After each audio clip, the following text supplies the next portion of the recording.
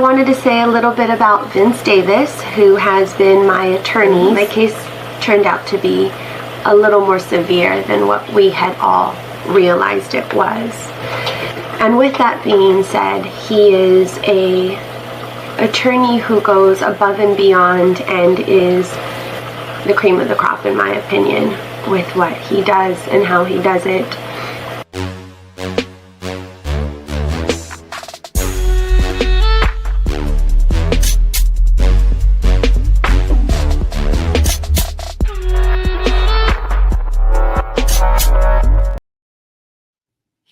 Good morning.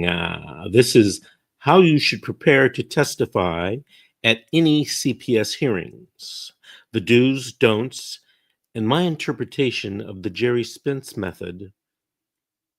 Welcome to the CPS Office Hours. I'm attorney Vince Davis, and today's live stream may be one of the most important ones we've ever done.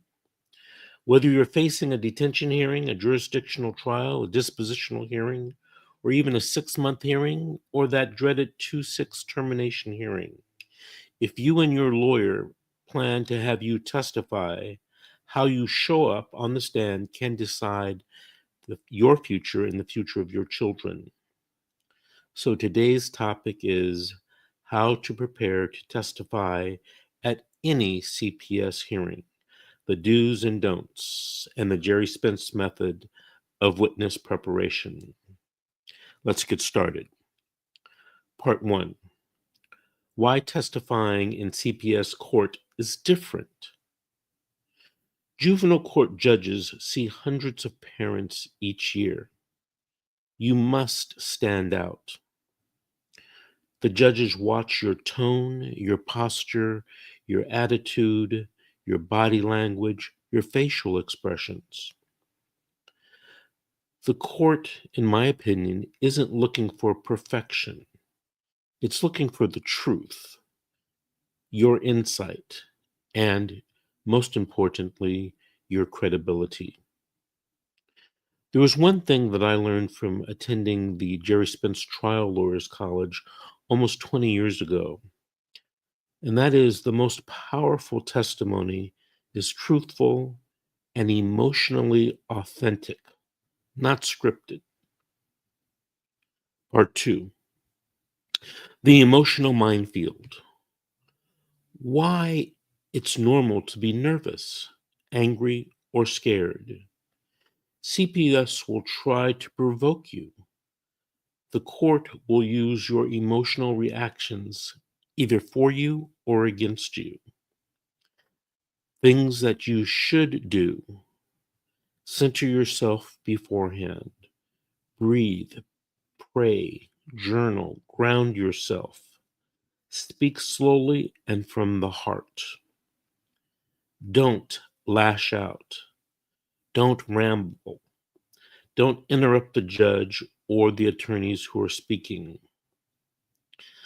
Another Spence tip. Truth doesn't need to be aggressive. It needs to be felt. Part 3. The do's of testifying. Dress respectfully and conservatively. Use full sentences.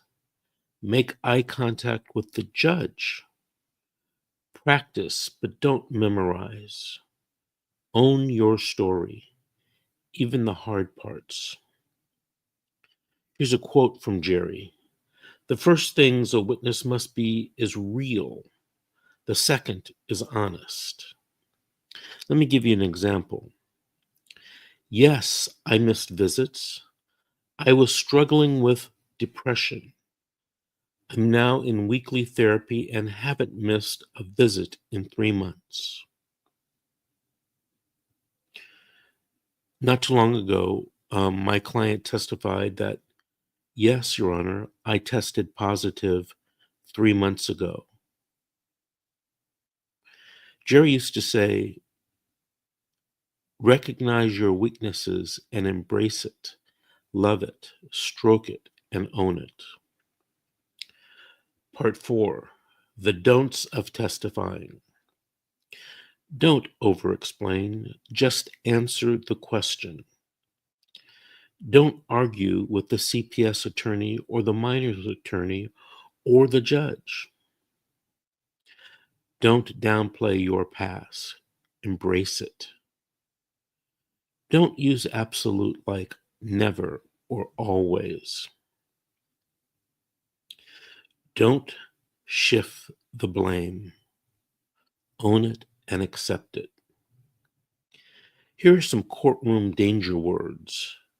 They lied. CPS is corrupt.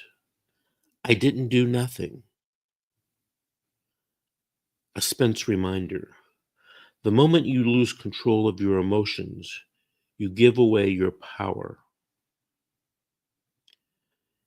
The other day, I was in a court hearing, and suddenly my client bursted out, interrupting the judge and saying statements that weren't supported by any facts, and yelling. He did it twice during the hearing. Needless to say, the judge's final decision was not only against him, but the judge went so far as to say things that were even more detrimental than what the social workers were saying.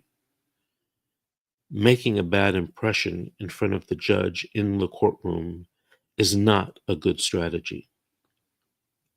Part 5. Understanding the questions you'll be asked. Direct examination is by your own attorney. They're usually open-ended questions and they're supportive.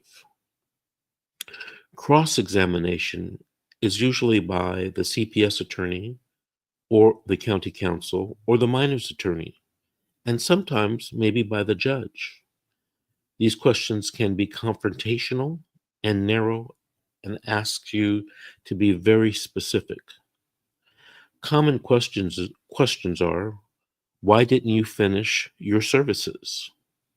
What caused you to relapse? Do you think your child is safe with you? Here's a question that I usually ask on direct before you're cross-examined by another attorney on this issue. I ask you to tell me, what are the top 3 things you learned in your domestic violence class?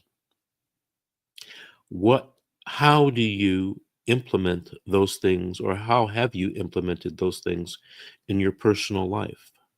How will you implement those things with your children? And I go through all of the services that you were ordered to do. Tell me, what are the top 3 things you learned in your substance abuse class? How have you implemented it in your life? How will you implement it when your children are returned to you? You get it? So be prepared. Here's a practice tip. Have someone role play and cross-examine you using a very hostile tone so that you can practice being calm and answering those questions under fire. Part 6. Using the Spence method to tell your truth. The key ideas are vulnerability is powerful. Admit your flaws and show that you have changed. Tell the judge your story, not make statements. Here's an example. There was a night in February. I was sitting alone on the edge of the bed, and I realized I was tired of being angry. That's when I signed up for anger management. One of the Spence rules, a real moment can win more than 1,000 explanations. Part 7. Testifying at different hearings. At the detention hearing, you want to be short, focused. Show you're willing to cooperate, not fight. And your attorney's arguments should be the same. At the jurisdictional hearing, you should be more evidence-based and focused. Testify on the facts of the allegations.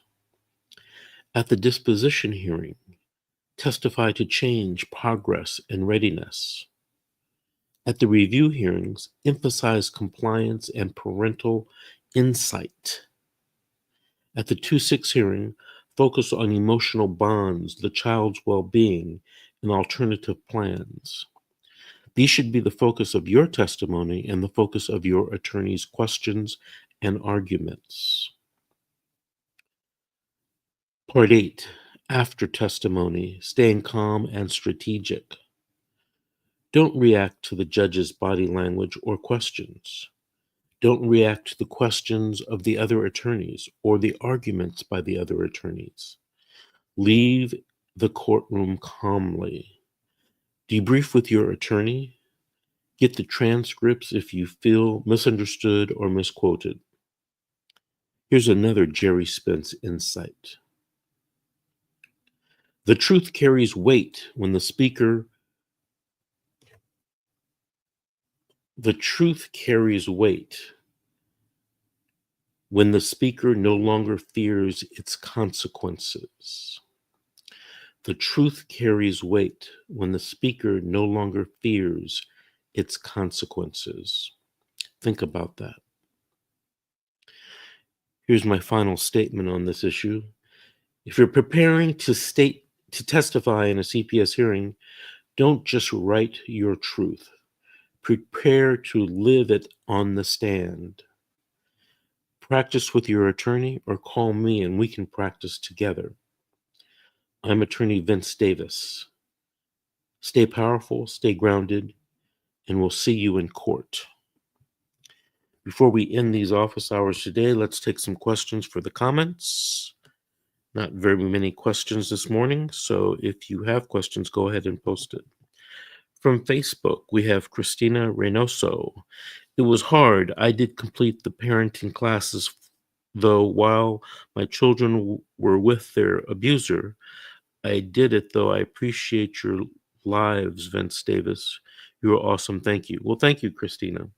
I appreciate that you appreciate them. And then we have Brown Recluse from Facebook, here from Lexington, Kentucky. Hi, Brown. How are you? Okay, no more questions for comments today from people watching on Facebook or YouTube.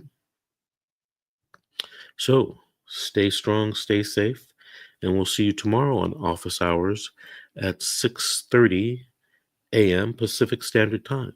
Have a good day.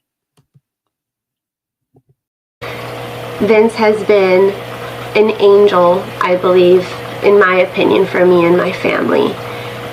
I would not turn to anybody else. I believe that he is an over-the-top individual that genuinely is there to fight the good fight. I would go to nobody else other than Vince, and I give him my thanks for getting me and my kids where we are today and putting us at ease. Thank you.